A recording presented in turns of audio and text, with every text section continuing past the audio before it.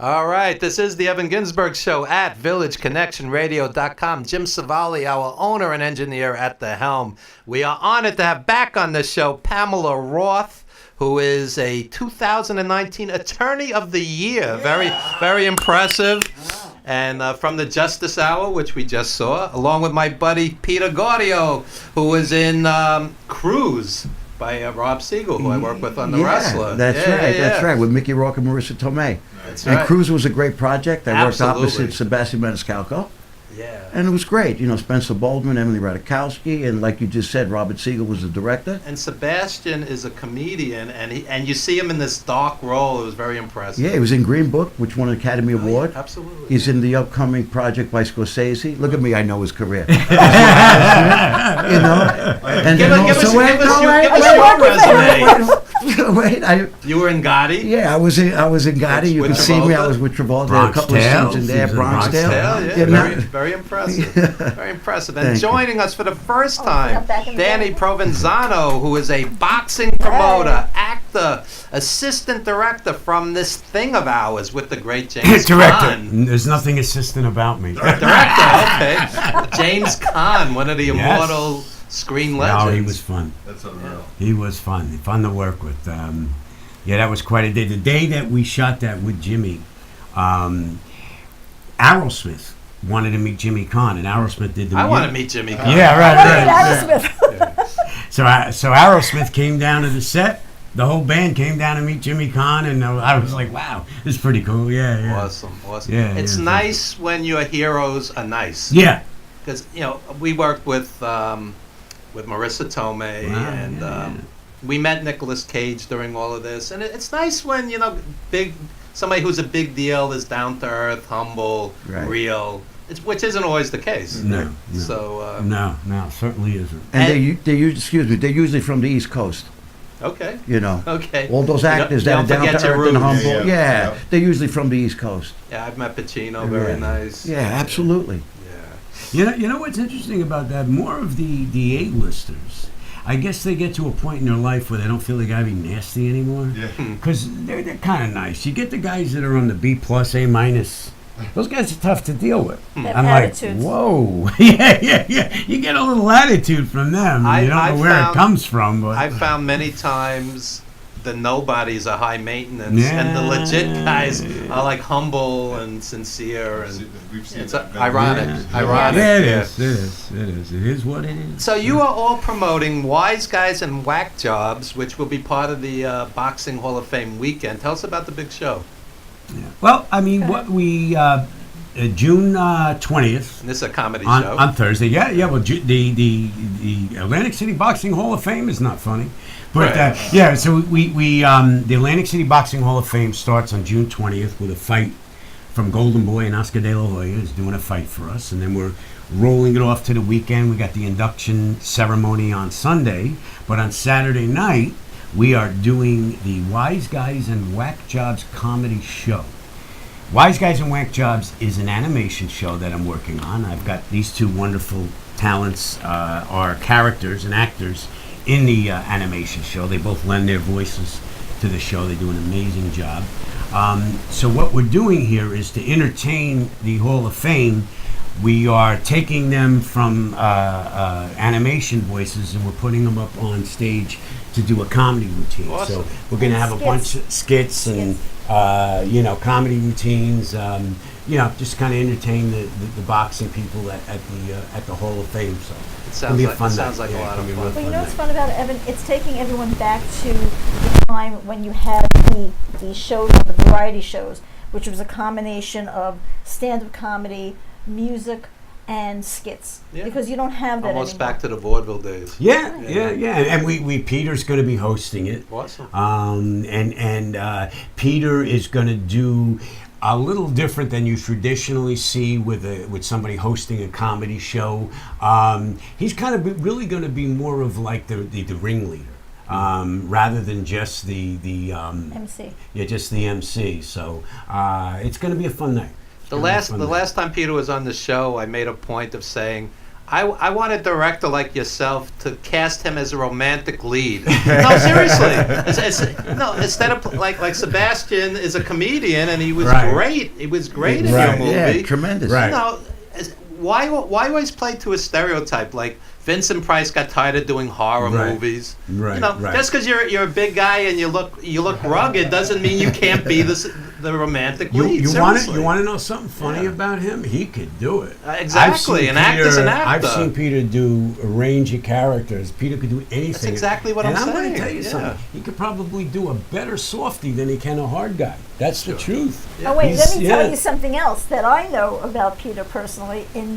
Is the fact that he's very funny. He's got this dry wit about him, and then there's stuff that just comes out of his mouth, and it just makes you surprised. It's You'd pretty be freaking funny. surprised. Yeah, comedians have a dark side, and an actor or an athlete has a soft side. So you can certainly play with that. Right.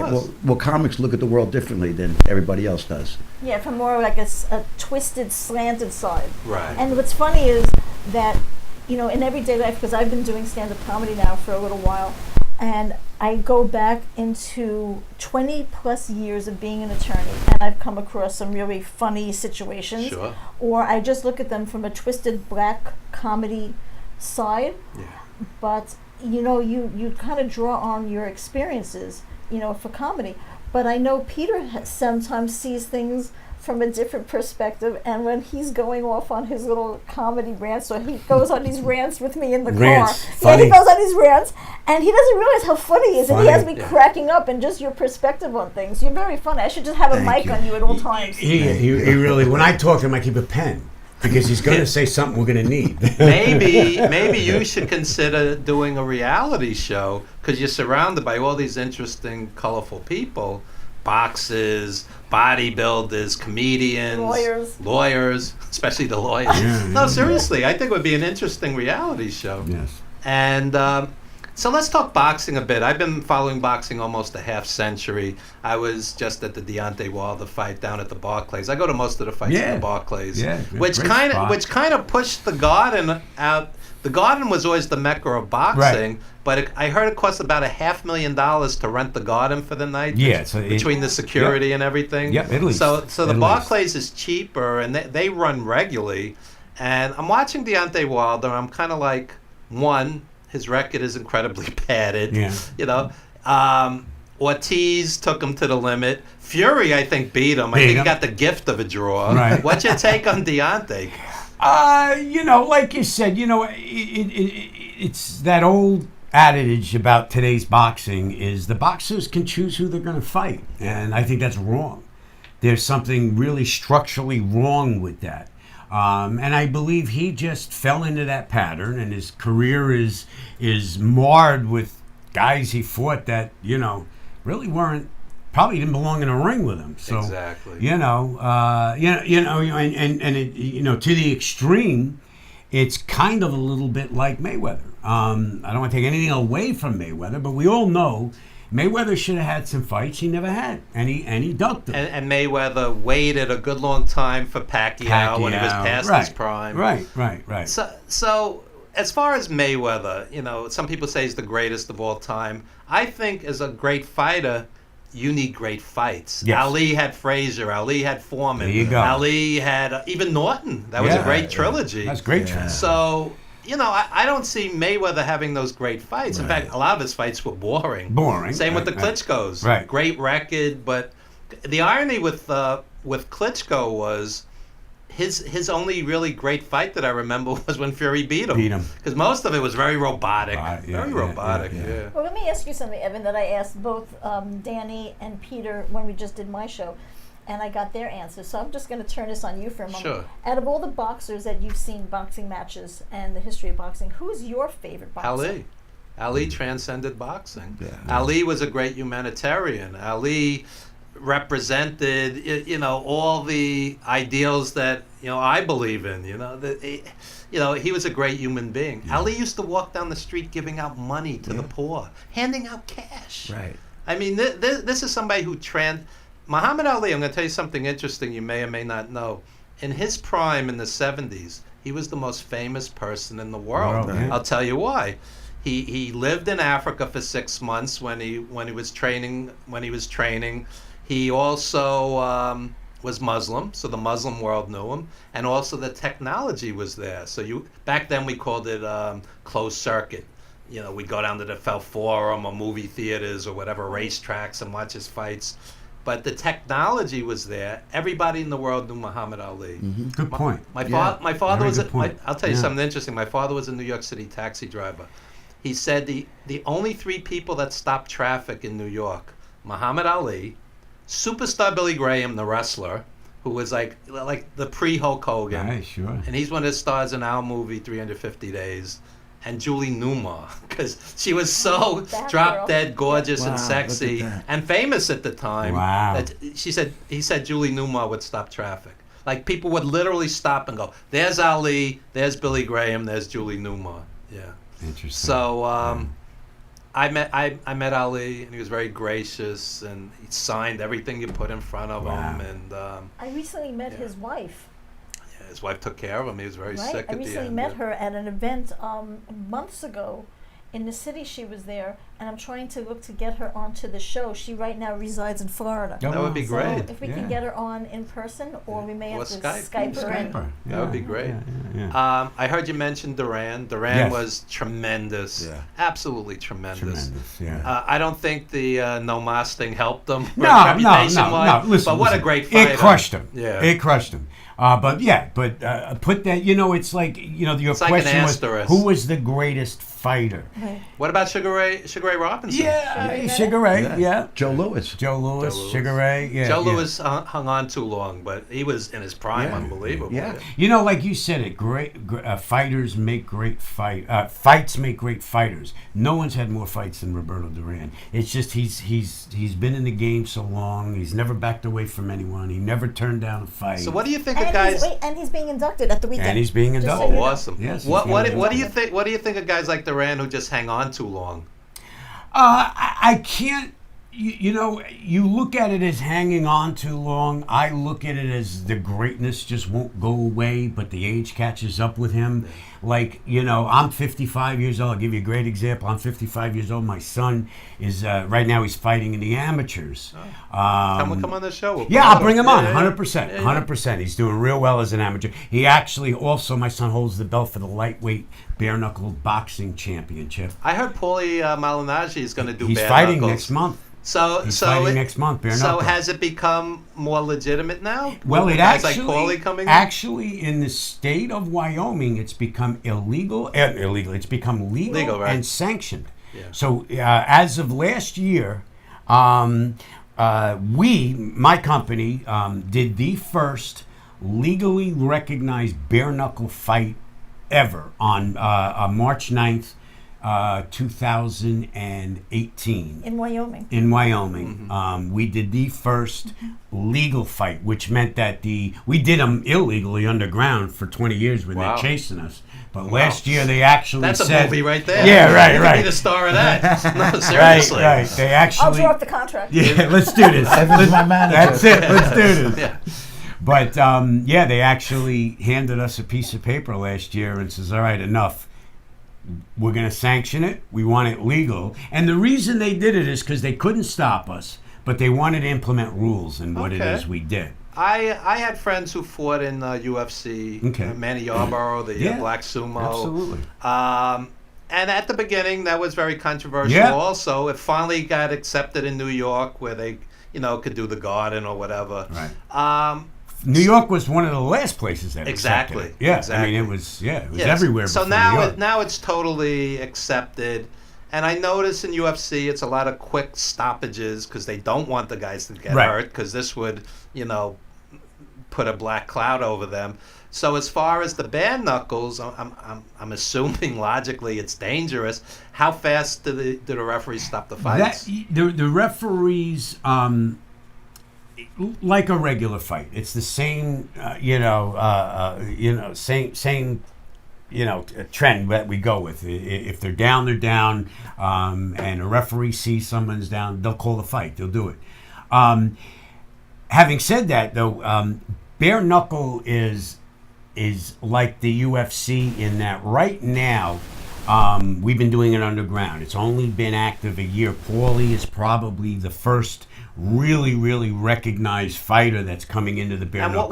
what's his motivation? He's made good money. He's a broadcaster. He's still making good money. I'm sure it's not the money. Ego. Ego. You know, I'm going to say one thing about Paul, which I'm going to guarantee you this right now. Paulie's going to break his hand during the fight. 100%. 1 million. So he's going to earn his money. He's going to earn his money, and I'm going to tell you why. He's getting into a sport he doesn't know anything about.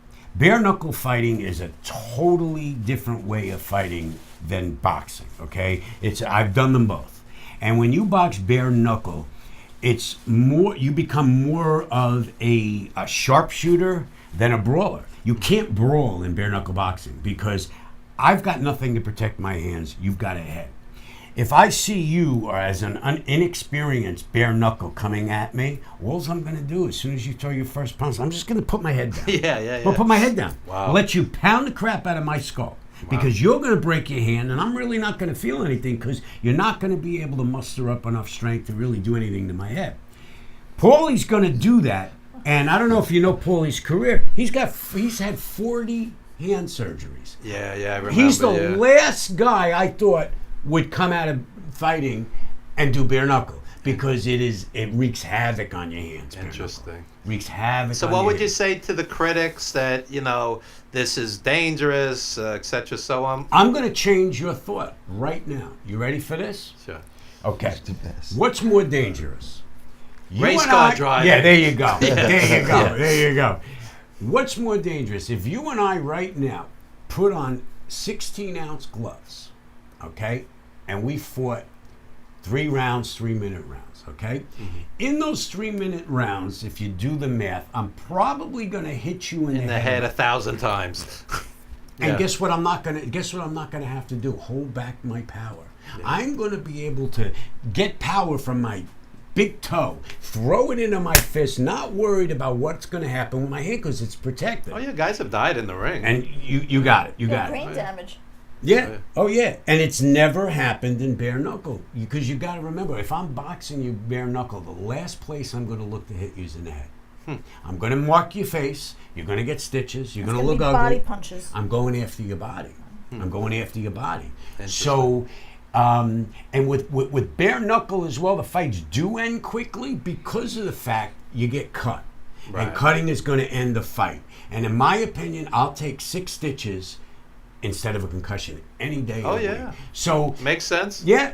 So bare knuckle is You- you- actually you sold safer. me. Yeah, that's it. Safer on the head. Is you it know? the same number of rounds as in a boxing match No. with the gloves on? We used to do when we were underground. A championship fight was 12 minutes. A regular fight was 10 minutes. There were no rounds. You fight, you go. Once you get knocked down and you want to go to a knee, you have 30 seconds to make a decision whether you want to come back up. So if you come back up, you go. At the end of the 10 minutes, it's whoever knocked the other guy down more wins the fight. If I put you on the floor twice, you put me on the floor once, no matter what happens in that fight, I won. Interesting. If I put you down once, you put me down once, the crowd votes on who the winner is. So we put the audience into it. So that's the way we used to do it. Championship fight was the same thing, just 12 minutes.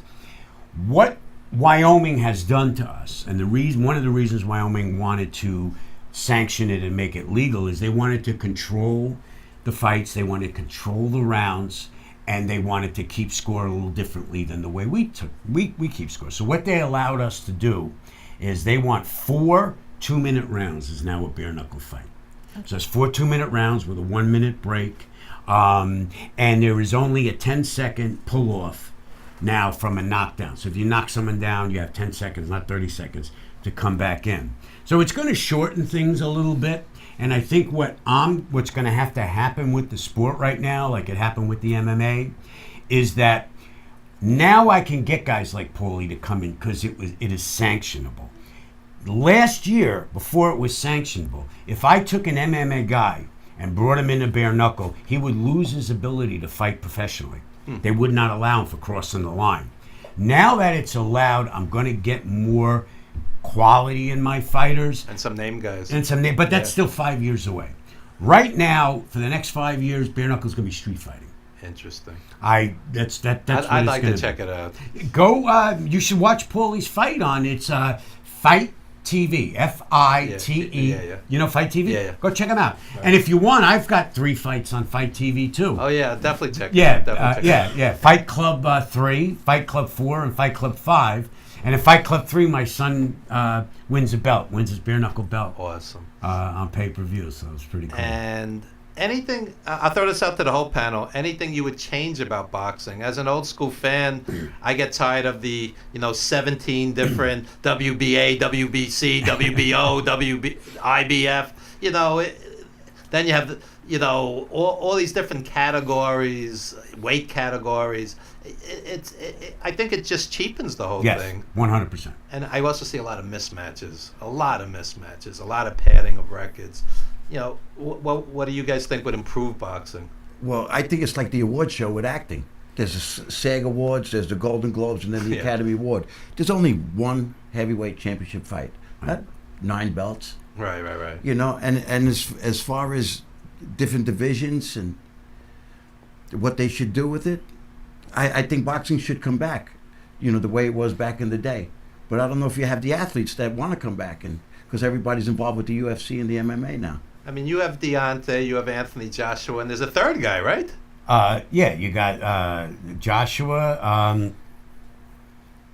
Jesus. Fury's the lineal champion, right? But there's a third guy with a belt. Yeah, there's a third And guy with the IBF. Can't even know how's that. I don't even know who these I guys can't are even come. today. There's 4 belts that matter. All the WBs, well, 3 of the WB And the belts, IBF. and the IBF. Yeah. Other than that, no belt. And you know what it is? It's somebody who doesn't have our knowledge. Like even just an avid fan, they don't understand the difference between the IBF belt of China and the real WBA belt. There's differences, and most people will think, a layman's going to think, well, he's got a belt and so does he. No. Well, that's what we discussed just now. Yeah. When I was speaking to both Danny and Peter earlier, is the fact that it's become more of a business, and that's why there are so many belts, because there's so much money behind it. So we'll give you a belt, and so far, I'm coming to a fight as a layman, and as someone who doesn't really go to that many fights. So if I see everybody with all the belts, I'm trying to understand. It's like, well, so who's really the big winner here if everybody has belts? Right. Yeah, it cheapens it. Right. And I just find that my buddy Darren Antola is a top-notch cut man. He's in China this week working a fight, and he tells me about the seedy side of the business. He'll do. You have to chase down your money all the time. Right. And, so I just think you have all these sanctioning bodies. How about protecting the people that are in it? And how about the old fighters, many of whom end up with nothing? Nothing. Nothing. I Nothing. But it's like the old-time wrestlers too. All the mismanagement. Everybody had a hand Mismanagement. in their pockets. There's no 401ks. There's no pension. There's no health benefits. So these guys destroy their bodies, and then they're thrown out to pasture. Yeah. And that's why they had the drug Boxing addiction. and wrestling. Yeah, they destroy their lives. Right. Drug addiction, alcohol addiction, and the Well, a lot of the divorces. drug addiction comes from the pain pills Right. because you're in constant pain. Right. So I've had wrestler friends tell me I am always in pain. Always. But the boxers always have to. Boxers too must Yeah, of always course. be in pain. Well, you want to know something? A boxer, wrestling is more strenuous than boxing, because wrestling, the type of wrestling, the WWE and stuff like that, you got to be a stuntman. You're getting thrown around. Gravity isn't fake. Right. You're Gravity isn't fake. Right. Thank you. 200. Thank you. 200 Thank you. matches a I don't year care now. how it's choreographed, but guess what? Yeah. You're choreographing a 300-pound man falling on me. That's gonna hurt. Yeah. Choreographed or not. They'll go. My hip replacement wasn't fake. My knee replacement Right. wasn't fake. My Nothing bad back fake wasn't about fake. that. And being on the road 200 days a year, which not used to fake. be 350 days a year, these guys are like, my 3 divorces weren't fake. My kids not talking to me aren't fake. Right. You know. Yeah, and it's You- funny. I mean, you know sort what of I- see so many people, and everybody has this opinion. It's like, oh, wrestling, it's all fake.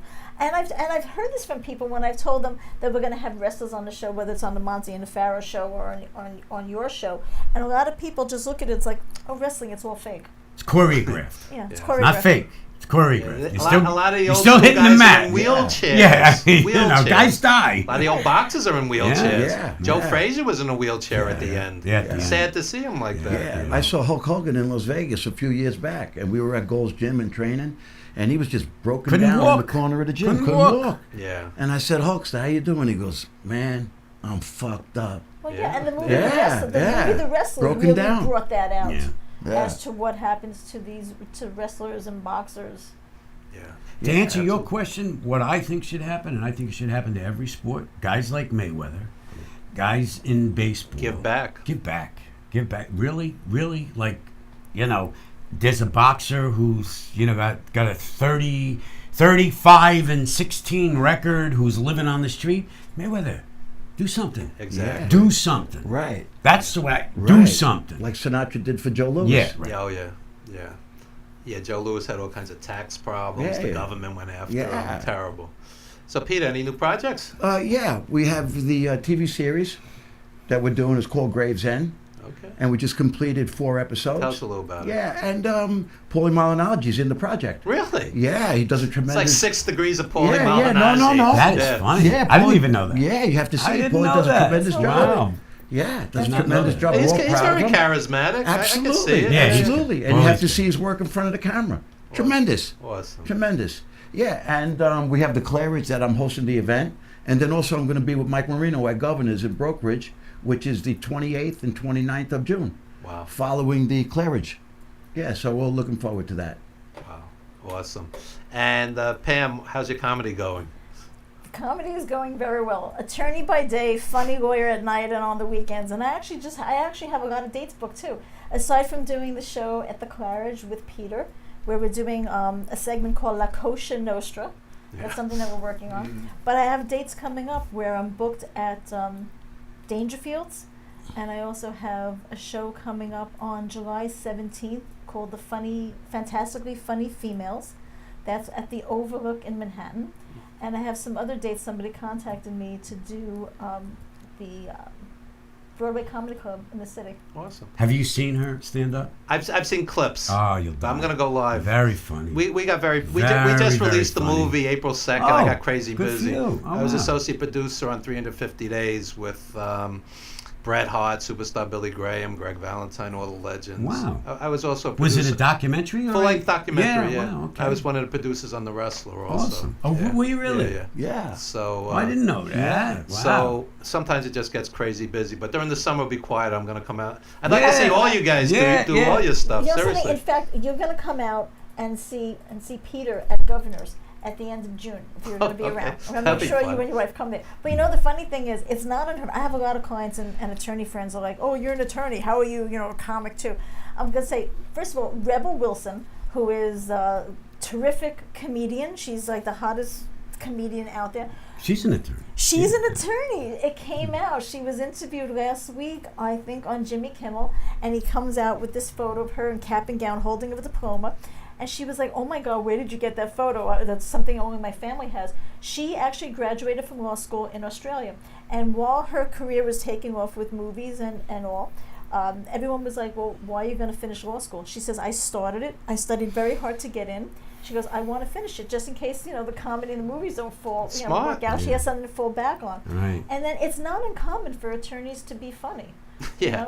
Outside, You better be funny all the outside stuff you deal with, right? outside of the Yeah. courtroom. Because Yeah. I saw a very funny comic last night. He's known as New Jersey's funniest lawyer, and that's John Bramnick. And he was on stage, and he opened up for Mike Marino. But you know what it is? We're so accustomed. I can only speak for myself. I'm very accustomed to being in front of jurors and in courtrooms all day long for over 20 years.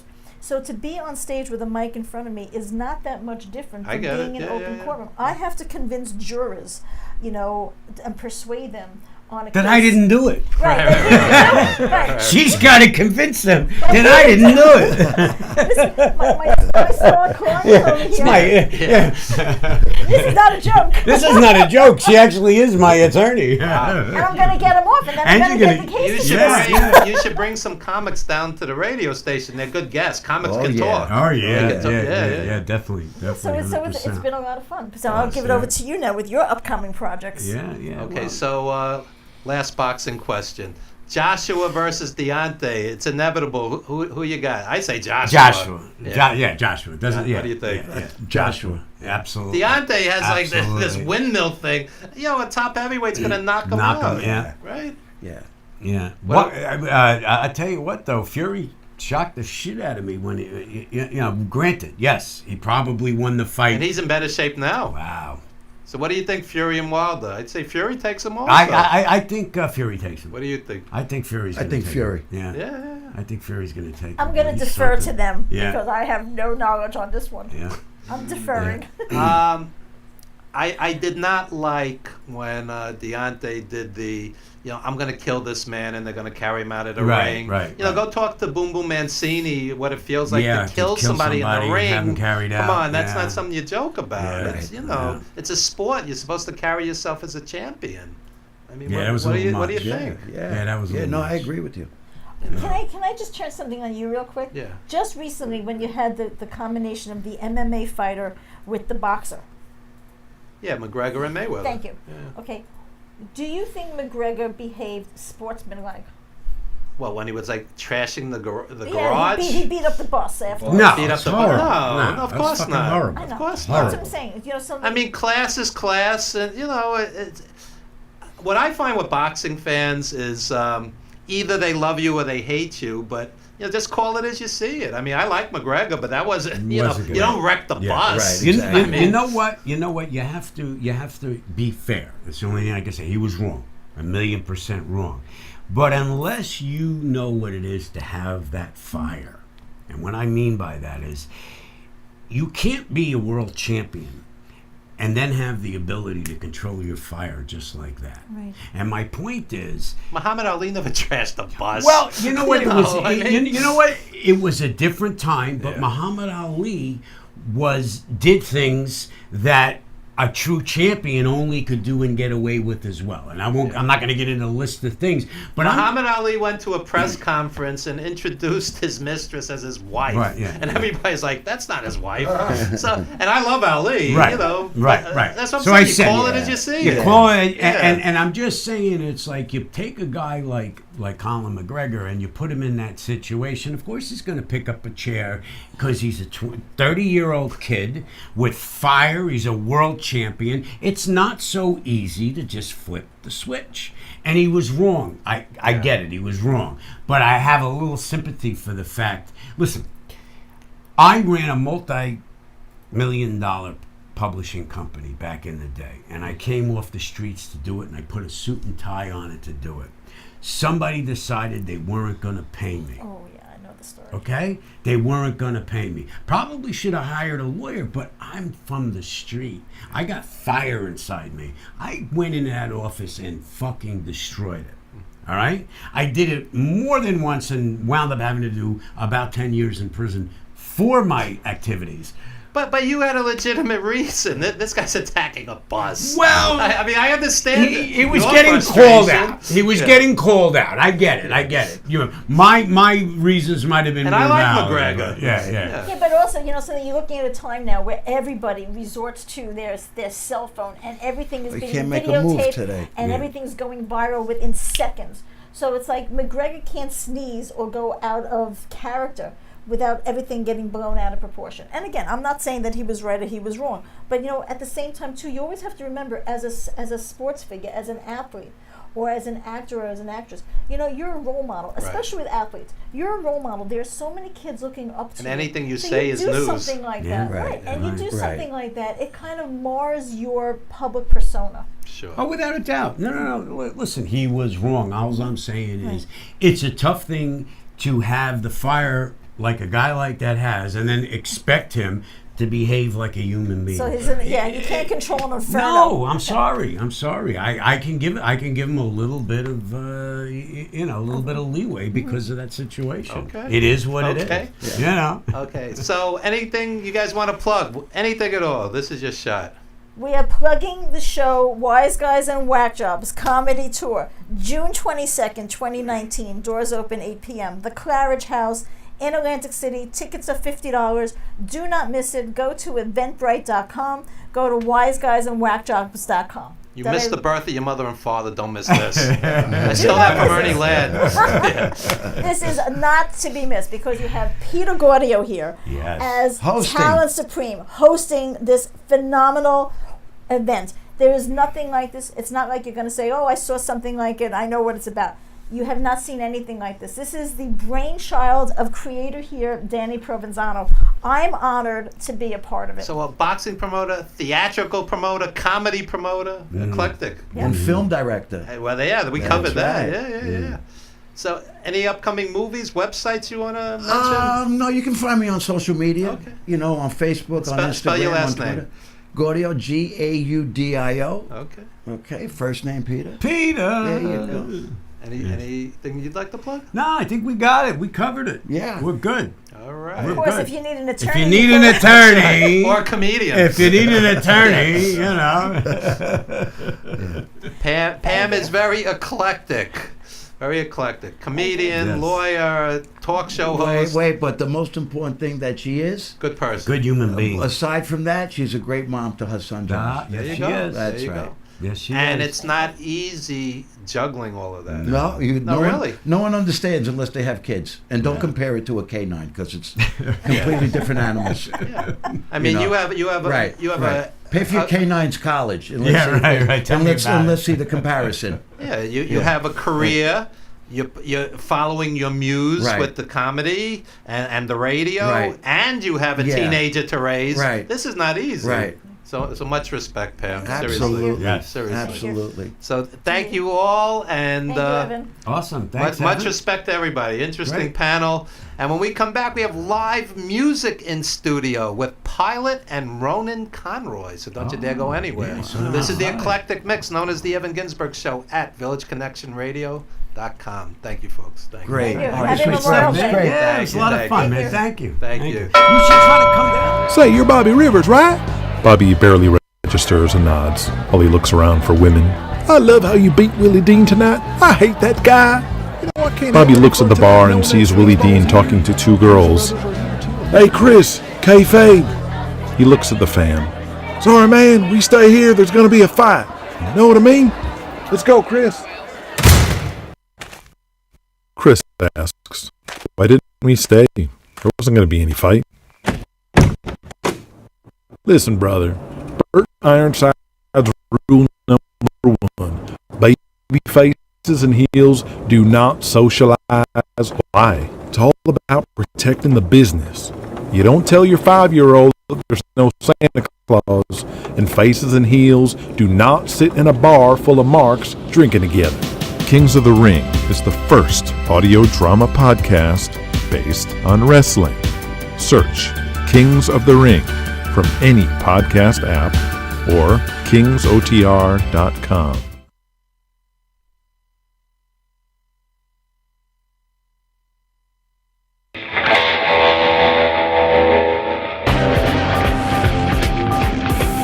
The wrestling fan, you know, they loved you or they hated you. You know, if the fan loved you, they couldn't do enough for you. You know, they want to buy your meal, they want to buy your drink. I think it was one of the main reasons that, you know, whenever I stepped into the ring, I wanted to give back. I wanted to satisfy their reason for coming out and watching me wrestle. I tell you what, I treated fans with respect and they loved me back. Whether I was a heel or a babyface, it didn't matter. I learned right from the get-go with my parents that it was to appreciate every single fan that you got, everyone. You know, I think that's one of the reasons I've had longevity in wrestling is that I always treated my fans with a lot of respect. They wanted to kill me trying to get to my car, and they always knew I was in a Cadillac or something, and it was, you know, you were in fear for your life sometimes. The New Jersey crowds were always great, and the Boston Garden, it was dangerous at the Boston Garden.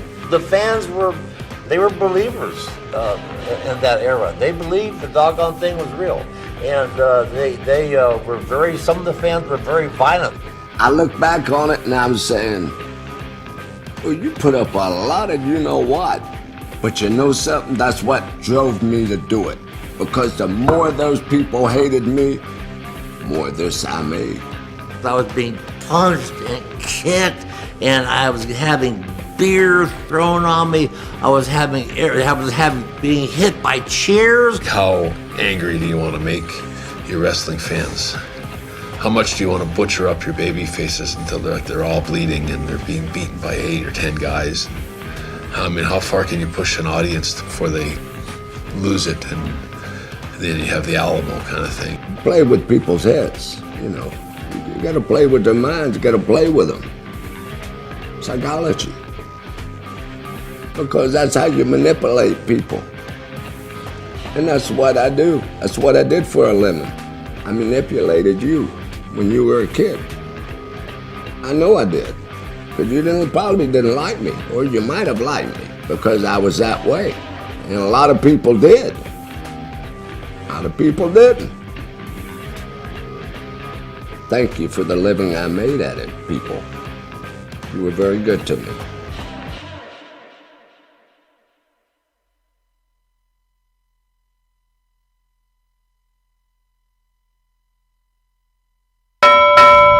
Say, you're Bobby Rivers, right? Bobby barely registers and nods while he looks around for women. I love how you beat Willie Dean tonight. I hate that guy. You know, I can't. Bobby looks at the bar and sees Willie Dean talking to 2 girls. Hey, Chris, kayfabe. He looks at the fan. Sorry, man, we stay here. There's going to be a fight. You know what I mean? Let's go, Chris. Chris asks, why didn't we stay? There wasn't going to be any fight. Listen, brother. Bert Ironside's rule number 1. Baby faces and heels do not socialize. Why? It's all about protecting the business. You don't tell your 5-year-old that there's no Santa Claus, and faces and heels do not sit in a bar full of marks drinking together.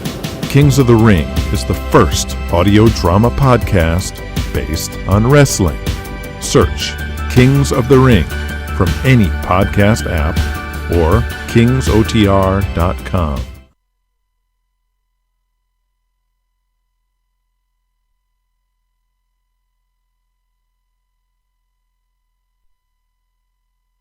All right, we are back with the Evan Ginsburg Show at villageconnectionradio.com, and we are joined by media expert Erica A., who we basically threw into this while the band sets up and does a little sound check. So I'm always here, though. I'm your ride. That's right, that's right. And when you have no guests, we spend 2 hours together. That's right. So what did you think of the Game of Thrones finale? Oh, God. I don't think I hated it as much as most people, but I don't know how much you hated it. I thought it was great. Okay, you I didn't hate it. I felt it was rushed. Okay. I felt that it was very twisted in the way they rushed through the fact, oh, we have to make her evil now. Let's hurry it along. Now she's killing people. Now she's out of her mind. Now she is this close. But there were hints throughout the 8 seasons. Oh, there were suggestions that she could go either way. There was still equally as many hints that she might turn out to be just another Targaryen. I thought it worked, and they beheaded her best friend. You know, Yes. this is going to affect you. They killed her baby. They killed dragon number 2. That's right. And I enjoyed very much when the dragon walked in and he's like nudging his mother with his nose, and it's like, Mommy, please wake up. Only he can't speak because it's not a Disney movie. Spoiler alert for folks. Spoiler alert. It's not a Disney Yes. movie. It's Game of Thrones. Dragons don't speak. So what do you think of the zillion fanboys who wrote a petition to crazy redo the petition season? What's that I was about? to ask you about. I think they have way too much time on their hands. I think that's a bit much. Personally, if they're that worried, let's wait for the books to come out. They can do narratives where they have a few of the cast come and read over sections of the book just to make them feel better. But at this point, there's nothing to sign off on. It's a TV show. Get over it. I mean, I know how I thought it should have ended. Some people had different arguments. How would you have ended it? I would have had Jaime kill Cersei. I think that would have been the most dramatic. Too. I definitely would have had Jaime kill his sister. It would have completed the whole little brother prophecy thing. But to find them in the rubble and Peter Dinklage sobbing, that was pretty dramatic also. I agree. If he would have killed her, but I mean, he had the perfect argument to Daenerys. He's like, I set my brother loose. My brother is the Kingslayer. I set him loose. It's time for him to do his one good job. He destroys evil monarchs. I felt glad. I did think Jon should have ended up at the wall. I was saying that all along. I thought he'd end up there because he was such an honest and honorable person. He would be like, okay, I saved the world. I saved the North. I made this vow, though, but I have to go back to it. And it would be eating him alive. But I actually didn't... I thought Dany should have died in childbirth. I thought the whole... her going nuts in like 2 episodes, totally 360ing. Too rushed and too unbelievable. I could not suspend disbelief and be like, oh, okay, of course, there were all the signs that this was going to happen and she was going to kill everyone and be Queen of the Ashes. See, I'm used to pro wrestling where the tag team partner just turns on the other guy for no reason. While I'm used to anime where you can do 200 episodes and it takes 50 of them for one punch to be thrown. Okay. Because up to that point, you're slowly moving forward, and then right before it starts, you go to a flashback for 3 more episodes about what led up to this moment. The conversation from 5 minutes ago. What happened to you 10 years ago? Who told you where this person was? Now we go back to the punch. It's coming. And as somebody who doesn't watch a lot of anime, what do you recommend? What am I watching right now, or what do I recommend as in the whole genre of anime? What are you watching right now? Okay. Well, last time we discussed Hunter x Hunter, which you said is such a great show, they repeat the name twice. I'm excited Sword Art Online has come out with their newest season. It's strayed a little from the premise, but I think it worked a lot better than the last game he was trapped in. Sword Art Online is about a game called Sword Art Online, which the original premise was about characters who were in their virtual reality game, and suddenly they learned, the creator of the game decided that he didn't like that games weren't real. So he trapped everyone in it. And originally a few people realized, why is my kid not logging out of the game? They tried to and they were dead. Their heart stopped, their brain was brain dead. You speak about this with like great gravitas. I'm impressed. Okay. Yeah. And so then they moved on to a second game where the people who didn't wake up from the first game actually were downloaded into. And then the main character got hired into a game where professional gamers play against each other. I thought that was ridiculous. Okay. So now the plot has moved on. Someone from the original game tried to take revenge, and now he's unconscious, and they're trying to bring back his mental state by putting him inside a game. All right. So, Sword Art Online Alization. That's what the new one is called. What do you think about the fans who were like furious when they pick like the wrong actor? Like, I don't like this guy playing Batman. Batman. I was about to say that. What do you think of these guys? I think they have too much time on their hands. I think it's cringeworthy who they're thinking of picking as Batman, but I haven't spent any time online complaining about it. I spent a little time reading. I saw one pro argument, one against argument. I think my argument is, why does every superhero need to be British? Because it gives them great dignity. And I know. It's like, because they have so much more dignity, they have to be British. I mean, how many We're a sucker Spider-Mans for a have been British British? accent. 2. My Brooklyn Superman, accent wouldn't work. British. Batman doesn't have to be British. There's no actor anywhere in North America that can play Batman. I have this fantasy. I would like to see Matt Damon and Samuel L. Jackson, who are in every movie ever made anyway. I'd like to see Matt Damon play Martin Luther King and Samuel L. Jackson play John F. Kennedy. And see like everybody go absolutely insane. I don't think people are intelligent enough in the 21st century to notice what the problem is. They would go, oh, black person, white person. That makes sense. I think the world would like be torn asunder if that happened. Okay. So what else is on? I mean, I was going to tell you about this other There's show. Nothing else on. There's like 5,000 channels. You can watch TV till your head explodes. I do. Yeah. Maybe I don't. So. You got a new TV. This must be a big thing for you. Yes, I got a new TV. I'm devastated. It takes twice as long for it to switch to a new channel. Uh-oh. I sometimes even get the little spinning wheel of death. Okay. But yes, I've been watching a few things on Cinemax. Okay. I don't have Cinemax. Okay, then you're missing out on Warrior. I was going to tell you, you would love that show. Bruce Lee had something to do with that, right? Yes, it is his family who's making the show. Wow. It's and also I know how much you love westerns. Yeah. So it's set in the Wild West, and it's also a kung fu. So the one station premise. I don't have, I should have. Okay, well you'll switch off. Okay. Now that Game of Thrones is over. Okay. And you'll also catch it on Justice League, which I know you never got around to, Not which I once. enjoyed. Not once. I've always been more DC than Marvel. So I've also been watching... Anything else must see? I'm watching Fosse Verdon I was about to say, on FX. I know you're also watching Fosse Verdon on FX. Two tortured artists. Oh my God. You watch that show, you're shell-shocked. I was telling you about months ago that I was Yeah. like, it was starting up, and you're like, I don't know anything about dance. I don't know. I saw a lot of their work. I'm Yes. 103 years old. Those guys I were mean, great. I know you're not 103. Yeah. Okay. Those guys were then great. I'm 1,000. Okay. Yes, and I've also been watching all the networks. I'm actually upset about that CBS canceled quite a few shows. Like what? Well, just stuff in general. I mean, a few of their comedies. One of my favorite ones was this one about this British pop star that gives up his career, and he moves in with this couple. It's Damon Wayans and his son. And who plays the female lead? They canceled it before I saw it. I have no Okay, idea. well, it only had one season. It was sort of quirky and confusing. Okay. And then, of course, I watch Bull still, which is a show they haven't canceled yet, but I hope it will return. I hope the controversy doesn't kill it, because it's so just real. It's a law show, but it also talks about the actual issues of today, and it's very, not as much pop culture-y as some things, but just political with being very subtle about it. Never taking a political stance, because too many things are too political for my taste. Okay. And then, of course, all the shows that went off the air that you've never seen. And probably things never like will. Shadowhunters.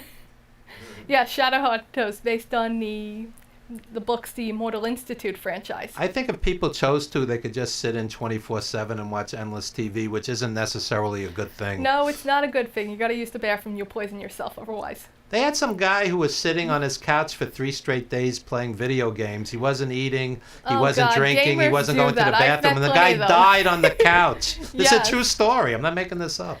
Well, I shouldn't be thankfully, laughing. Yes, you have to laugh. Thankfully, there's always a place don't want to that to stop happen in to you. Mario. No, there are commercials. That's why I can't stand That's streaming services, because you can't flip to another channel while the commercial's going on. Well, So yes, so now I'm on a new TV. I might get one of those. Which one's your favorite? which TV? No, which streaming Yeah. service? I would say Netflix. Okay, because that's the There's one just I was endless leaning content. the least from. I was leaning either towards Amazon Prime or Hulu. And then Amazon Prime has a lot of older stuff, like if you want to watch some black You're talking- exploitation, spaghetti yes. westerns, Well, you're Hammer talking to the horror. person that last time you had on, you asked me what would I want to watch on a desert island for the rest of my life, and I told you Bewitched. Yeah. So And that's bothered me ever since. I know. No. I mean, that bothered you as much as knowing that MeTV is taking off Wild Wild West on Saturdays. Wow, you have problems unlike any others. I know. Anyway, Erica, it's 107 degrees in here, and we have musicians waiting to perform, so we're going to wrap this up. Anything you want to plug? Oh, nothing right now. Like I said, I was starting on a project, but you laughed and went, "That's never going to happen," and it's proved to be true. Okay. And on that People are scattermined. And on that happy note, Erica, give out your social media. Okay, so look me up on Facebook, Erica, Ericka, last name Asserson. But just call me Erica. I don't use my last name. Or email me, ericka.a268@hotmail.com. Always up for video work, cinematography, writing, producing, not as much directing, not as much post-production, but love pre-production. So look me up, contact me. I'm always around, except when I'm not. There you go. There you go. And we're going to take a brief time out, and when we come back, we have in studio Pilot and Ronan Conroy with a live set and interviews. So this is the eclectic mix known as the Evan Ginsburg Show at villageconnectionradio.com. Jim Savali, our owner engineer, at the helm. We'll be right back, folks.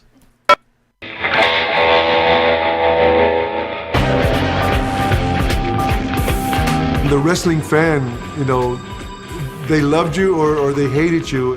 If the fan loved you, they couldn't do enough for you. They want to buy your meal, they want to buy your drink. I think it was one of the main reasons that You know, whenever I stepped into the ring, I wanted to give back. I wanted to satisfy their reason for coming out and watching me wrestle. I tell you what, I treated fans with respect and they loved me back.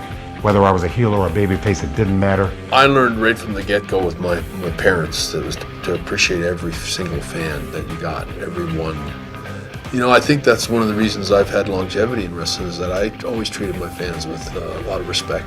They wanted to kill me trying to get to my car, and they always knew I was in a Cadillac or something, and it was, you know, you were in fear for your life sometimes. The New Jersey crowds were always great in the Boston Garden. It was dangerous at the Boston Garden. The fans were believers in that era. They believed the doggone thing was real. And they were very, some of the fans were very violent. I look back on it and I'm saying, well, you put up a lot of you know what. But you know something? That's what drove me to do it. Because the more those people hated me, more of this I made. I was being punched and kicked, and I was having beer thrown on me. I was being hit by chairs. How angry do you want to make your wrestling fans? How much do you want to butcher up your baby faces until they're all bleeding and they're being beaten by 8 or 10 guys? I mean, how far can you push an audience before they lose it, and then you have the Alamo kind of thing? Play with people's heads, you know. You gotta play with their minds, you gotta play with them. Psychology. Because that's how you manipulate people. And that's what I do. That's what I did for a living. I manipulated you when you were a kid. I know I did. Because you probably didn't like me, or you might have liked me because I was that way. And a lot of people did. A lot of people didn't. Thank you for the living I made at it, people. You were very good to me.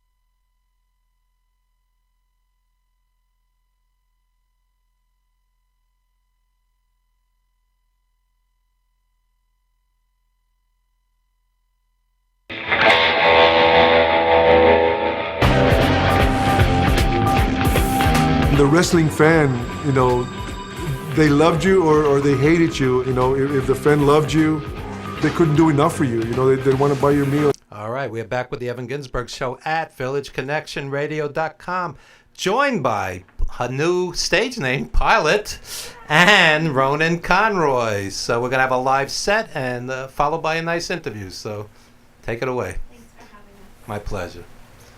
All right, so this first song is called Balloon. Ready? Yep. 1, 2, 3.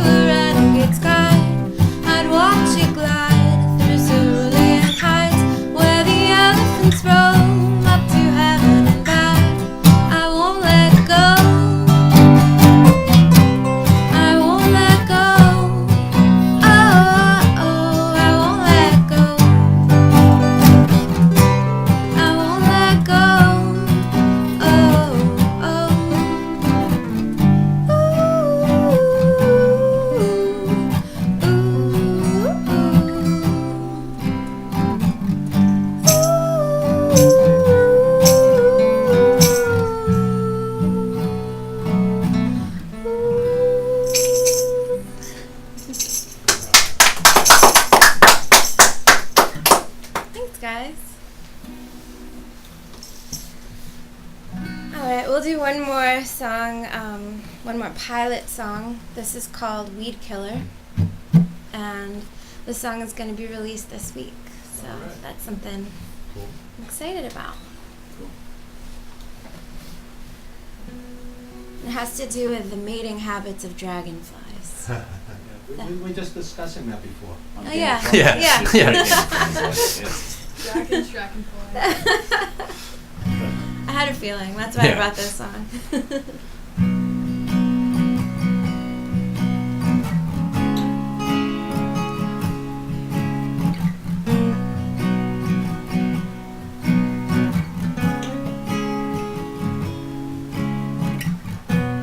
You're on the chase like a dragonfly who wants to mate of the species where the females feign their death just to avoid their fate.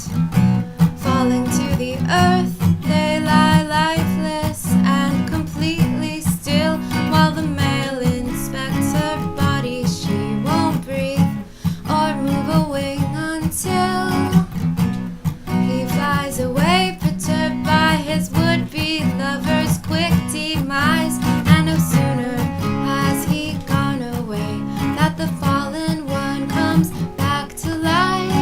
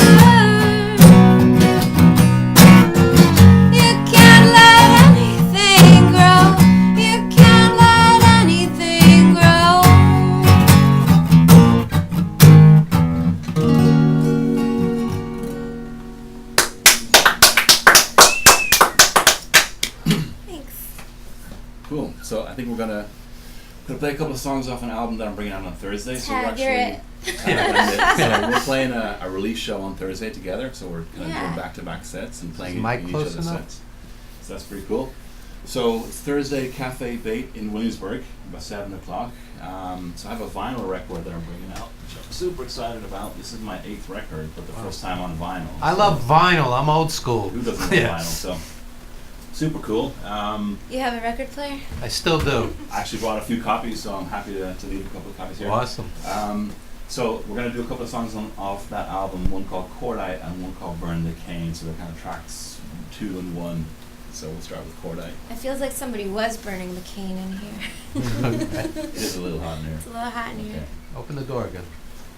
And it's not us, it's just hot in here. It is. 1, 2, 3, 4. Cordite, pull and make mine. All right, everything go tight. Hold on to hurt. Hold tight, better every word.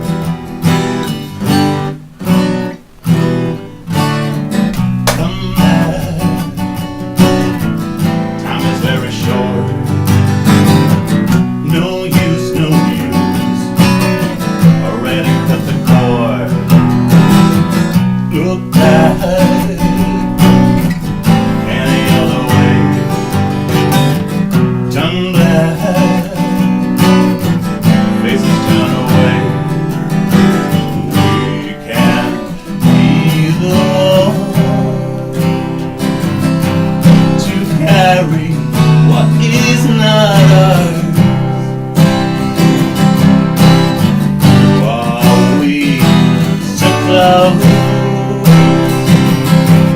These wounds are only yours.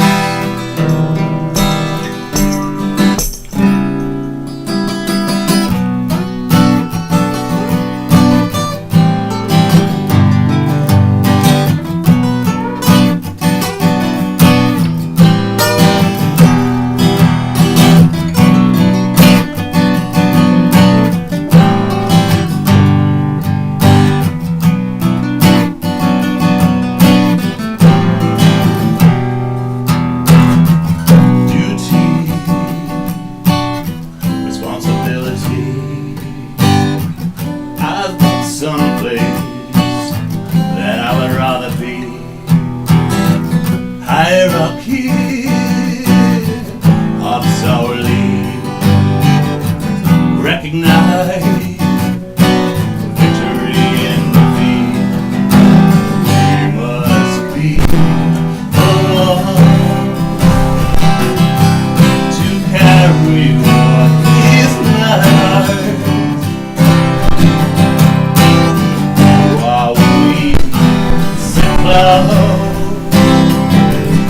And these wounds that only doors to open if you're on the other side, or if you're on the other side. Cordite, hold and make a mark.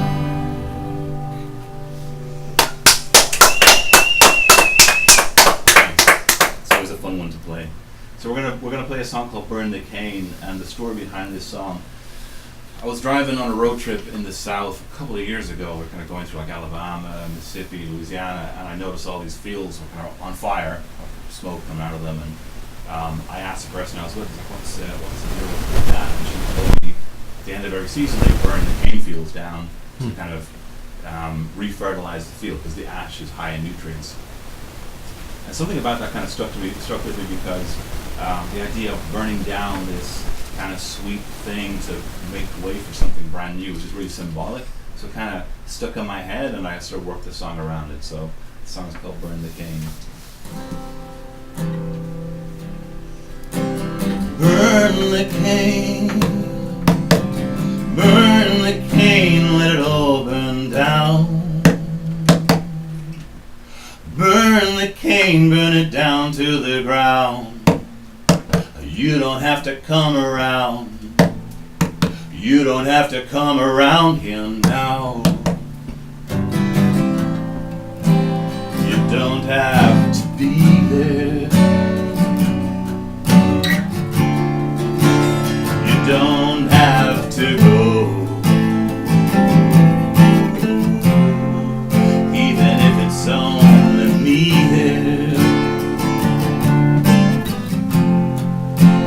I will still go on. You don't have to tell me. I already know. It ways, but it ain't different from the way that it's come and gone. The signs are saying, burn the cane, burn the cane, let it all burn down. Burn the cane, burn it down to the ground. But you don't have to come around. You don't have to come around here now. I can't even blame you.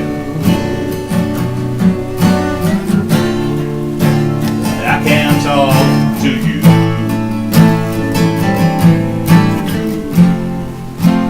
I'm not who you say. And we can't talk it through.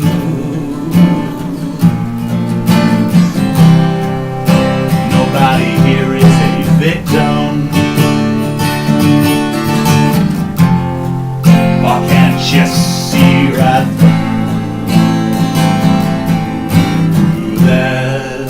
I don't like how you talk to me. How did we get from silence to that? The signs are saying, burn the cane, burn the cane, let it all burn down. Burn the cane, burn it down to the ground. You don't have to come around. You don't have to come around here now. Burn the cane, burn the cane, let it all burn down. The sounds are telling me, burn the cane, burn it down to the ground. You don't have to come around. You don't have to come around here now. You don't have to come around. All right. All right. Pilot and Ronan Conroy, and we'll be speaking to them on the couch in just a few. We'll take a brief timeout.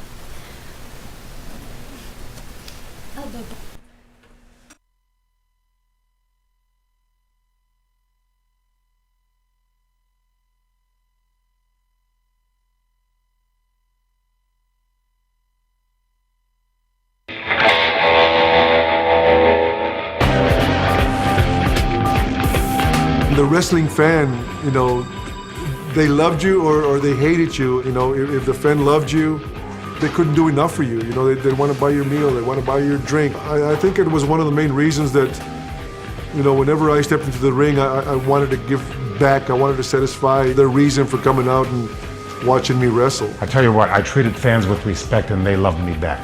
Whether I was a heel or a babyface, it didn't matter. I learned right from the get-go with my parents that it was to appreciate every single fan that you got, everyone. You know, I think that's one of the reasons I've had longevity in wrestling is that I always treated my fans with a lot of respect. They wanted to kill me trying to get to my car, and they always knew I was in a Cadillac or something, and it was, you know, you were in fear for your life sometimes.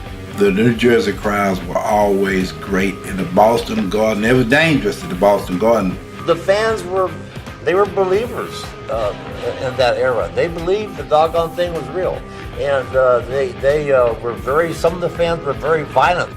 I look back on it and I'm saying, well, you put up a lot of you know what, But you know something? That's what drove me to do it. Because the more those people hated me, more this I made. I was being punched and kicked, and I was having beer thrown on me. I was being hit by chairs. How angry do you want to make your wrestling fans? How much do you want to butcher up your baby faces until they're all bleeding and they're being beaten by 8 or 10 guys? I mean, how far can you push an audience before they lose it and then you have the Alamo kind of thing? Play with people's heads, you know. You gotta play with their minds, you gotta play with them. Psychology. Because that's how you manipulate people. And that's what I do. That's what I did for a living. I manipulated you when you were a kid. I know I did. Because you probably didn't like me, or you might have liked me because I was that way. And a lot of people did. A lot of people didn't. Thank you for the living I made at it, people. You were very good to me.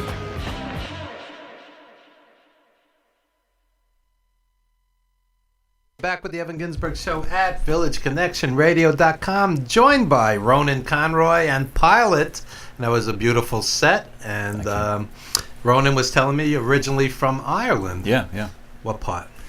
So I grew up in different parts of Ireland. Definitely spent most of my time growing up there in Ireland, in Dublin, in a little suburb called Dalkey, south of the city. But I also lived on the west coast in Mayo, lived in a few other places around Europe. But Mayo was beautiful because it's right by the sea. And you get a little bit of the Gulf Stream coming up there from Florida, so it's not, as kind of as cold as maybe you would expect it to be. It's a little bit of a mild climate, but it's just very beautiful. It's a very beautiful country. Now, I'll say that. Who are some of the artists that have influenced you?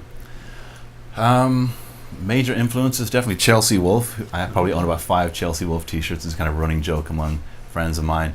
Lana Del Rey is another huge influence on me. Every time I see him, he's just wearing a different Chelsea Wolfe. Or Lana Del Rey T-shirt. Or Lana, yeah. But other influences, definitely singer-songwriters like Nick Cave and the Bad Seeds, or Bob Dylan, Leonard Cohen, Warren Zevon, all these kind of balladeer types, huge influence.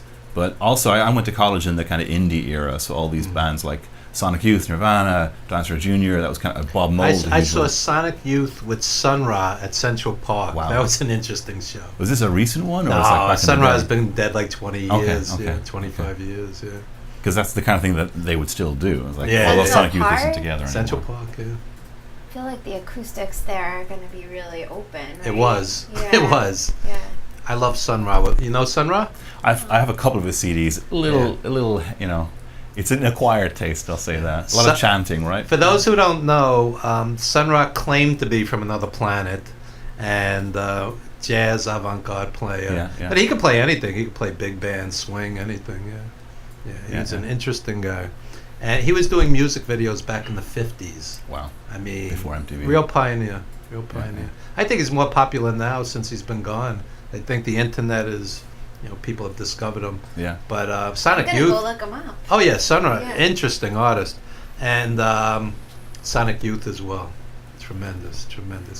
And Pilot, why did you change your name? Because I had your other name in the ad, and all of a sudden I'm like, wow.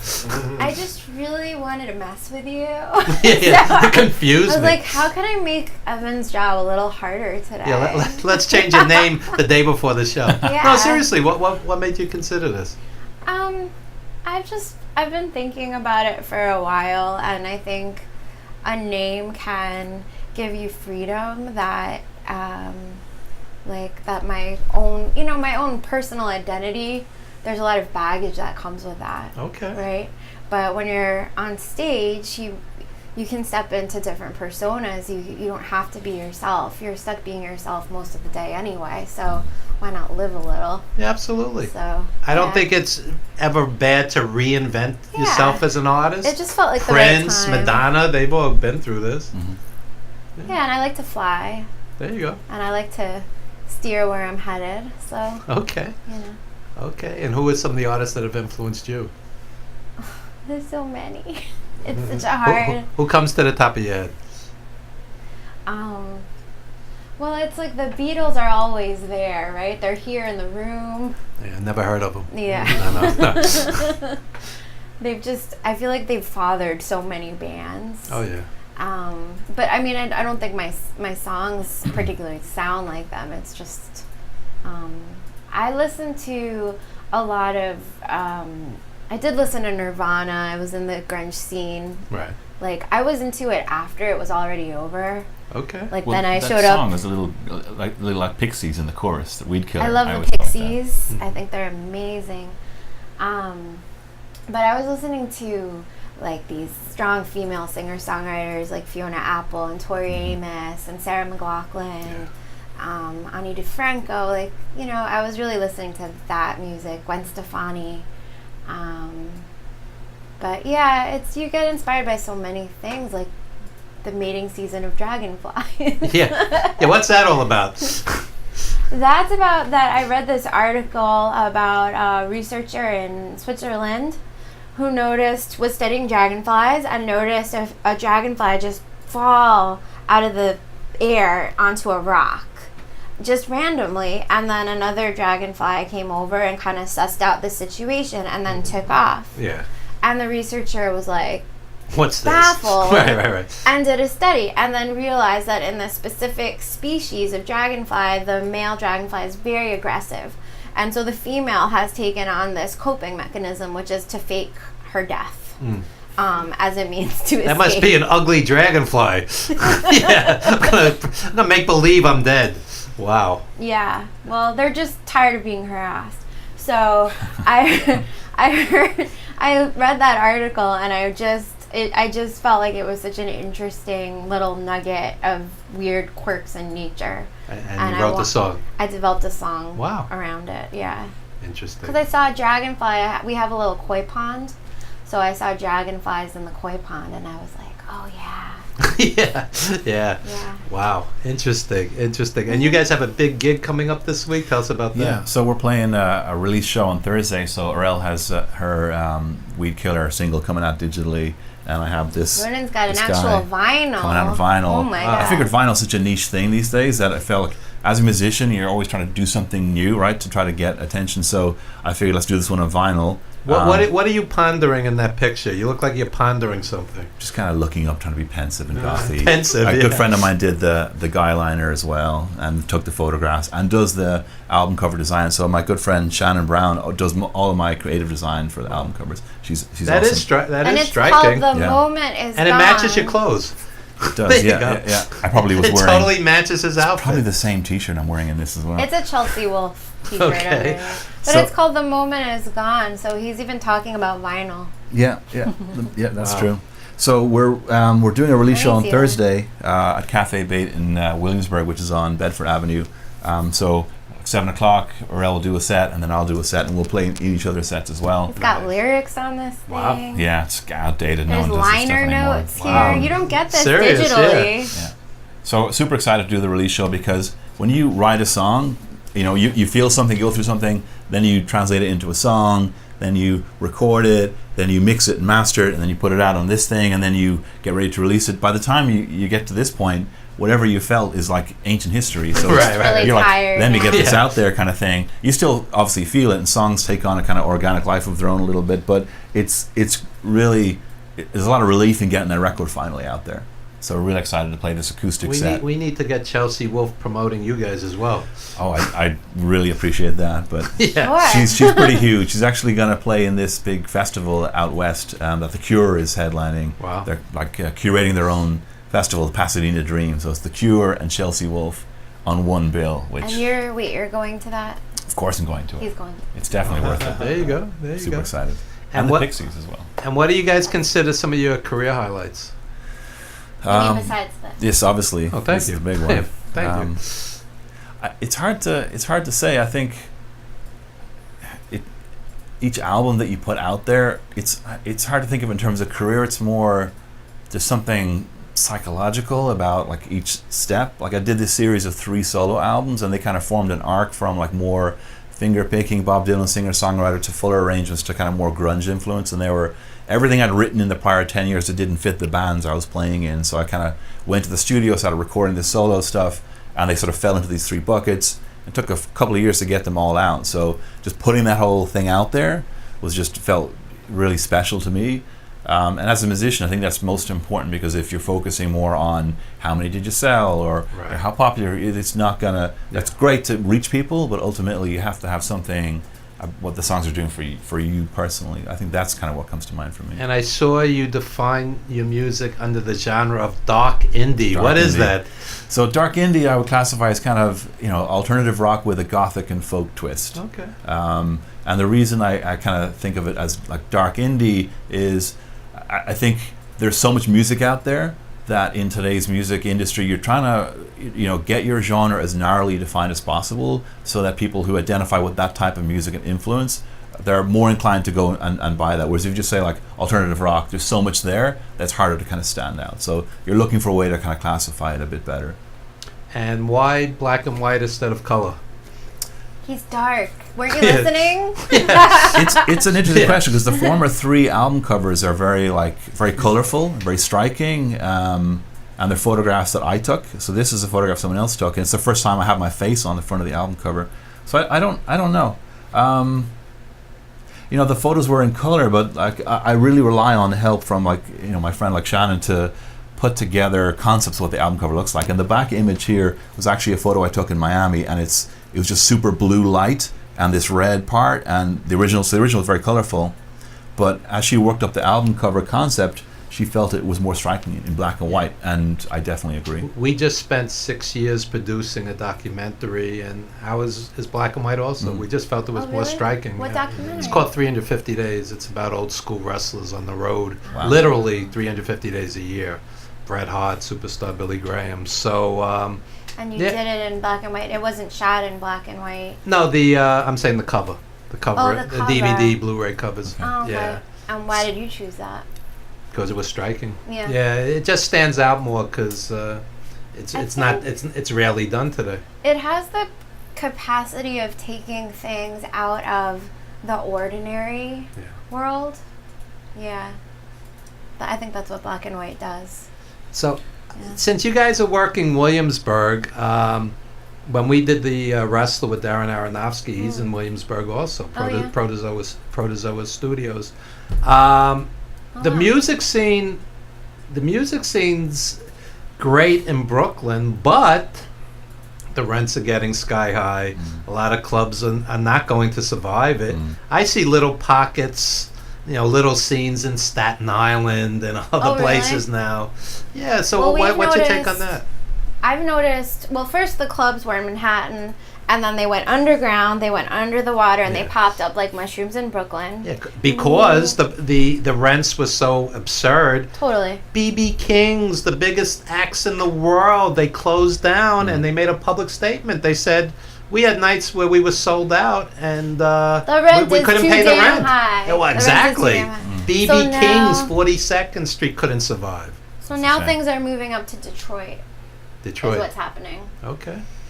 And Bushwick has exploded. That's a long commute. Yeah. Yeah.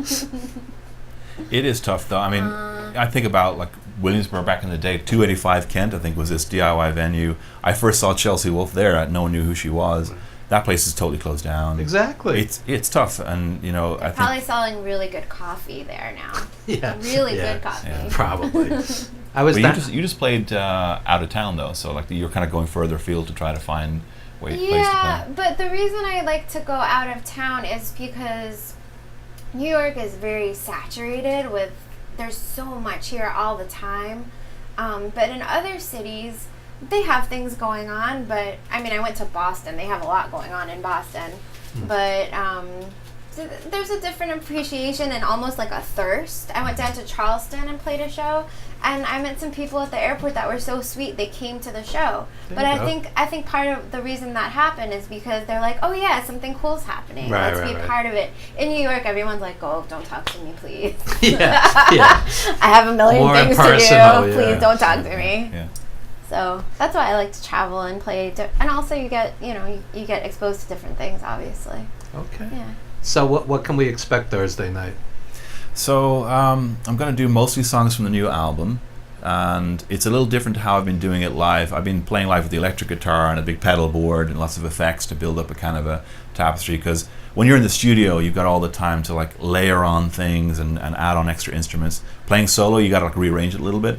So this is an acoustic set. I'm super excited that Arel's playing with me, and then Charlie on bass Pilot, as well. no more Arel. It's irrelevant with him. I'm kidding. Got halfway between. I almost said Perel. I was like, wait. Perel. So, yeah. So my friend Charlie Nealand, who's also my producer, is also playing bass with me at the show, and the three of us together, and when we're practicing, I love how it sounds. So really excited about that. And then it's an outdoor space. Oh, so nice, nice. There's going to be breezes, acoustic music. It's going to be nice, feel good, you know. And what's your set like? What is that drawing from? Like prior EPs or?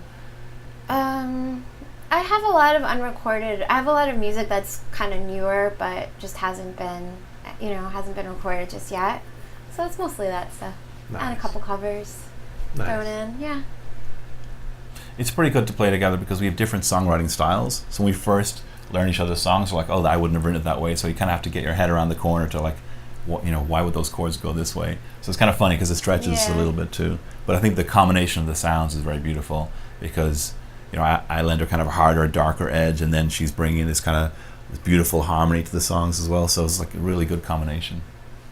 It's nice to play together. I have a tough question for both of you.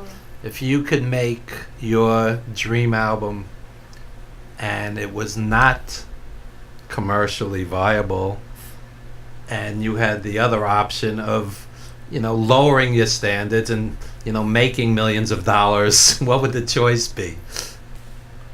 Why would we be in this choice though? What tickets? I know. I'll tell you a story. My friend Edwin Vasquez, who did the Cape Man with Paul Simon and Mark Anthony, serious artist.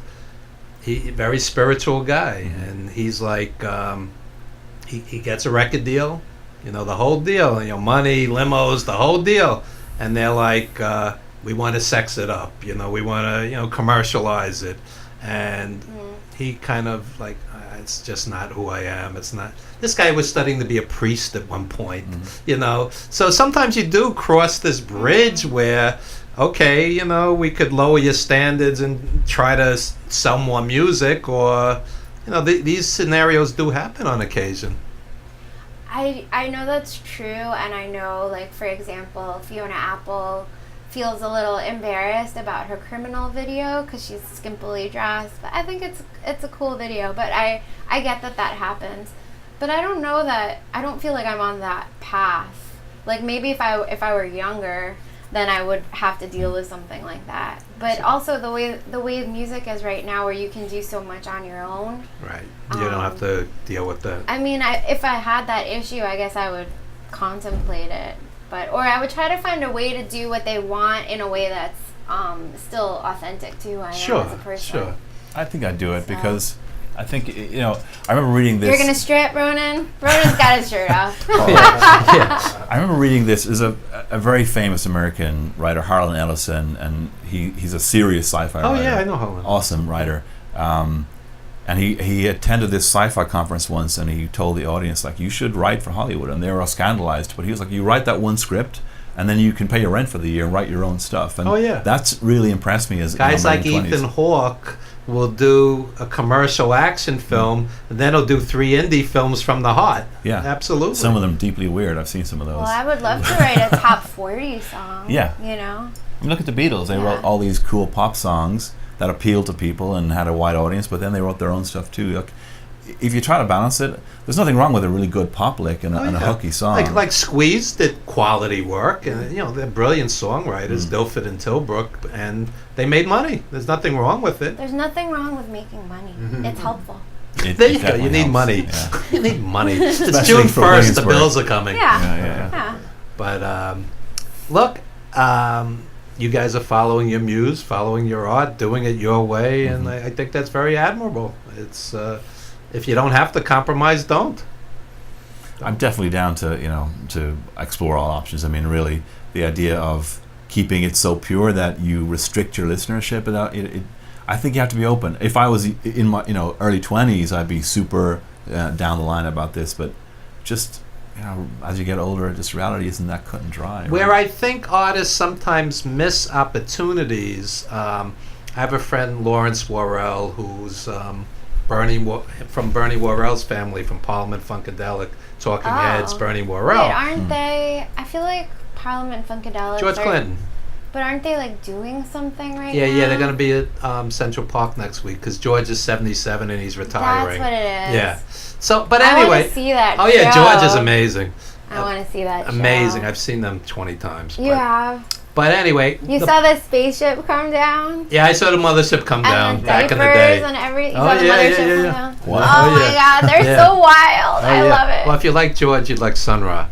But anyway, Lawrence Worrell gets his music on commercials, ringtones, MTV, whatever the case, indie films. So there's that business side that a lot of indie artists have not mastered as he has. He comes from a musical family, multi-generations of artists, and they taught him the business side. So he does quality work, but he gets it out there. So you could have that one song, either of you, that one song which gets on the soundtrack of a hit movie, and overnight, things change. We want that.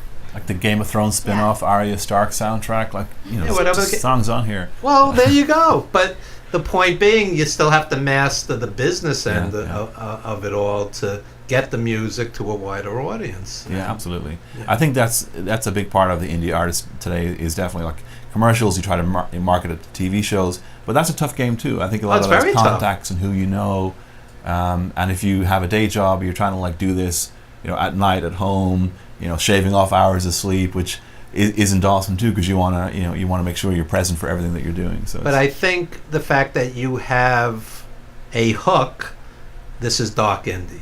This would be perfect for a, indie film with heart and soul to it. With Ethan Hawke. With Ethan Hawke and Julie Delpy. Ethan Hawke and Julie Delpy. No, seriously, I think if you could somehow direct your music to places where it could expand the audience, it would, it could open doors. Yeah. It could definitely open doors. Yeah, and I think we're both cinematically minded in that way when we write. So. What about expanding into film, doing your own film? Oh well, actually, Weed Killer was written for a movie, but it ended up not getting used for it. But it's okay because the script was part of the inspiration for the song. But what if you guys did like a 15 or 20 minute short of your own and worked your music into it? Interesting. A different way to get your music out there. Yeah, well, we've been talking about doing some video productions. I don't even mean a music video. Yeah, I mean, like a short film. A short film where the music would fit the plot line. It's not a bad idea. Need a good screenwriter for it and a good concept. There's none of them in New York. There's none of them in the room. Yeah. Every 8th person in New York is a screenwriter, or LA. But anyway. And the other 4 are actors in between them. That's right, in between gigs. I heard a joke recently. That, it's an old joke. It's like this guy's asked, "What do you do for a living?" or what are you? And he says, "I'm an actor." And the other guy asks him, "Oh, what restaurant do you work at?" Yeah. Anytime That's so mean. That's so mean. But you want to know something? Anytime you see a handsome or pretty waiter or waitress, if you go, "Are you an actor?" there's a good chance they're going to say yes. Well, for a musician, it's like it could be, "Oh, you're a musician. Oh, what corporate job do you work at?" So we're in the same kind of boat. So what is the line? Because I know a lot of educators who have given up on their art. They're like, I'm teaching and I'm exhausted and I have testing and paperwork. And I'm like, you were a teacher yourself, so you know about this. Yeah, but I've always managed to juggle, film and radio or whatever. Why? Because you teach 180 days a year. So it's it becomes kind of an excuse. It's almost self-defeating.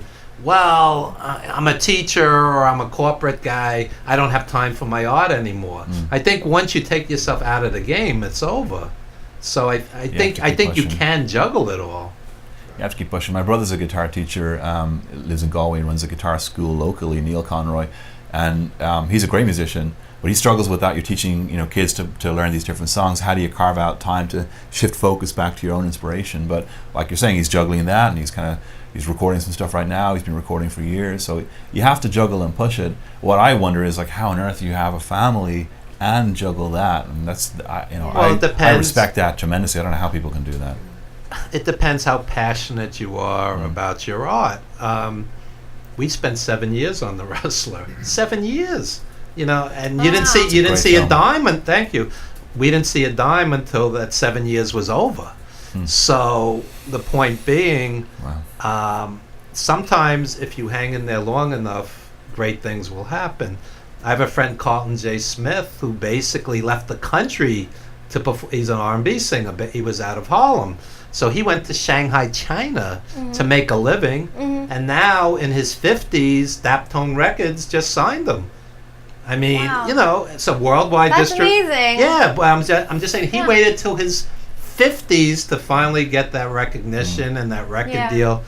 But once you take yourself out of the game, it's over. So it's. But I think for some people, there's this life that needs to be expressed, and if you don't have the art, your life is going to go off the rails. Yeah. So art. If you have some soul-killing corporate job, it's a little different if you're teaching or doing something you're passionate about. I'm sure your brother enjoys teaching guitar. That's a compromise I can understand. But if you just shut the door completely, I haven't played music in 3 years, you're done. You're done. It's a shame when people do that. One of the guys who taught me how to play guitar, he has less time for it, and he's amazing. And I always kind of ask him, "Would you pick up the guitar recently?" And he's like, he's got 2 beautiful kids, and he's kind of busy. But sometimes sometimes there's phases of life too where you need to attend to something, of course, and then you come back to it when you can. Sure. But what I'm saying is, some people just give up completely. Because it's hard. It's hard. Oh yeah. It is. But when you were making The Wrestler, was there ever a point where you thought, this is just not going to happen? There were gaps where, trouble with funding. And, the money is always an issue with art. Yeah. I mean, I'm sure just to record something, it's not cheap. It does cost some money, but then, I don't have kids, so this is where my income goes. But it's kind of oxygen, the idea of like, it's difficult, so I'm going to stop. I just can't really contemplate that. I don't think any true artist can. I even in my 20s, I heard people say, "Oh, you play guitar? I used to do that, but now I got a real job." And I just kind of wonder. But it's an excuse. Yeah. You know the Swell Season, right?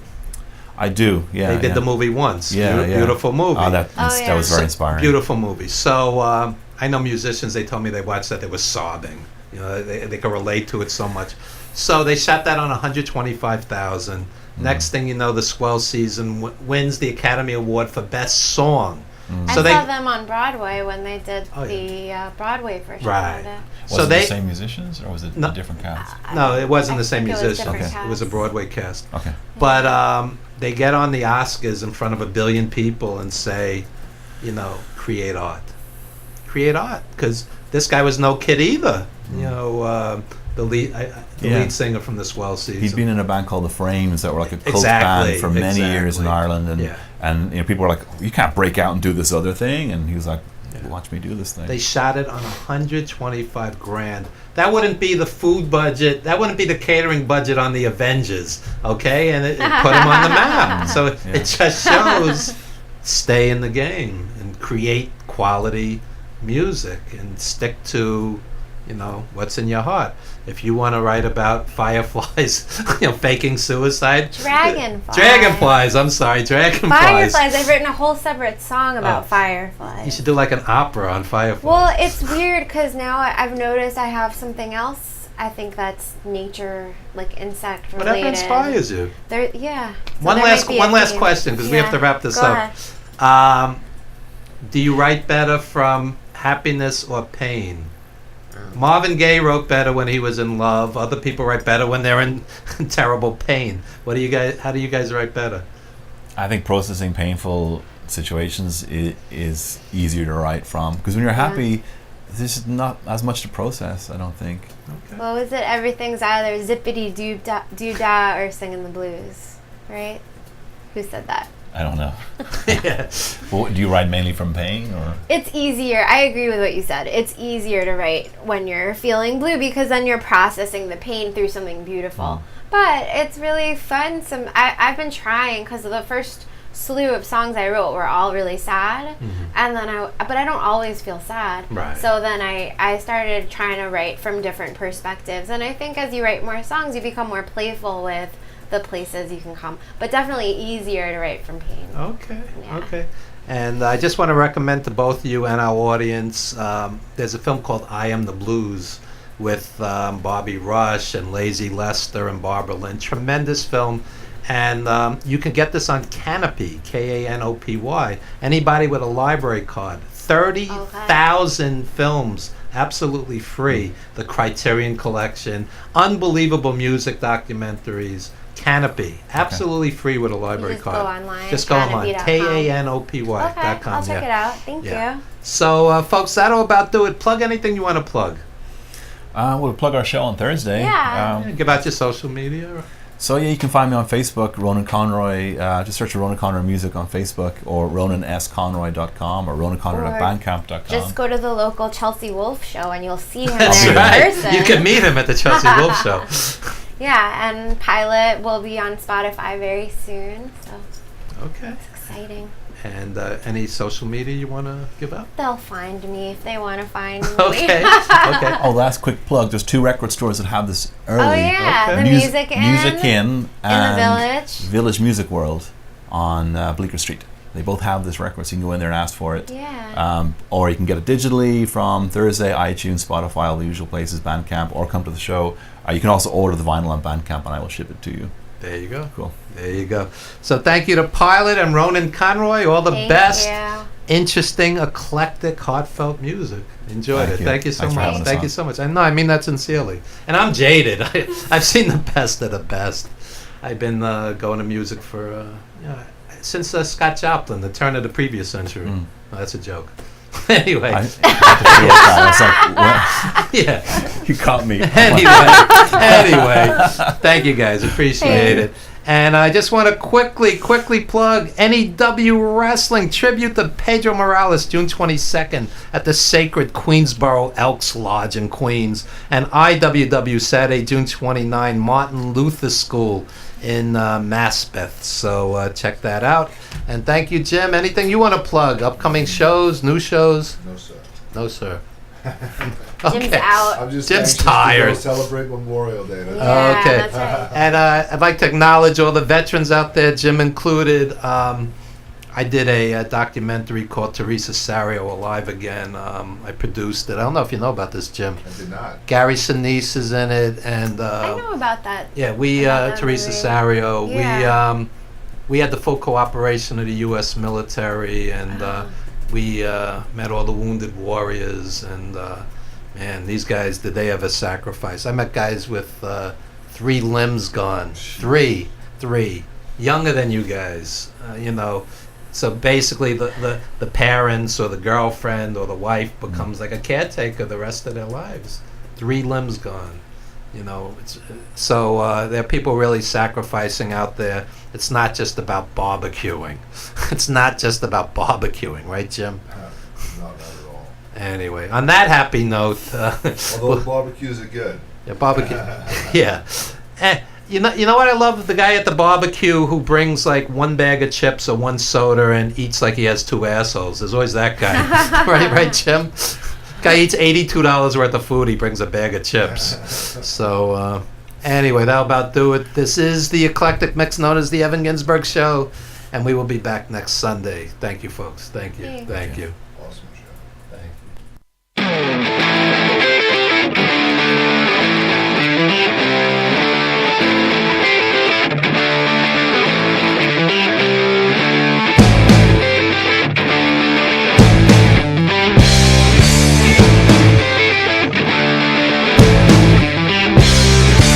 na na na na na na na na na na na na na na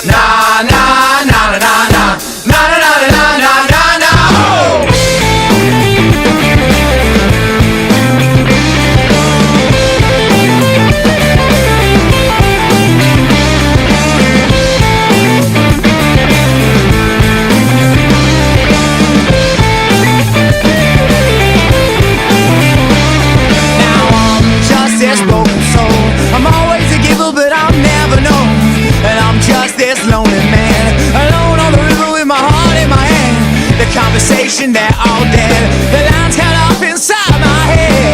I left here like a broken man with no idea of where I stand. Oh, my mind clears. Oh, I shed all of my tears.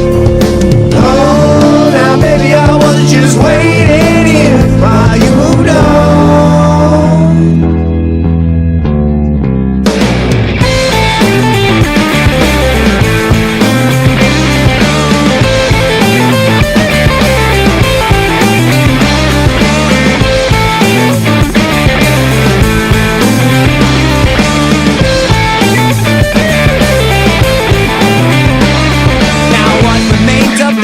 Soul is something I've always wanted to know. There's whole sense of security, this newfound freedom you kept from me. The sound of all your loaded guns, this heartbreak war has just begun. The sound of all your loaded guns, this broken man has already won. Oh, my mind clear.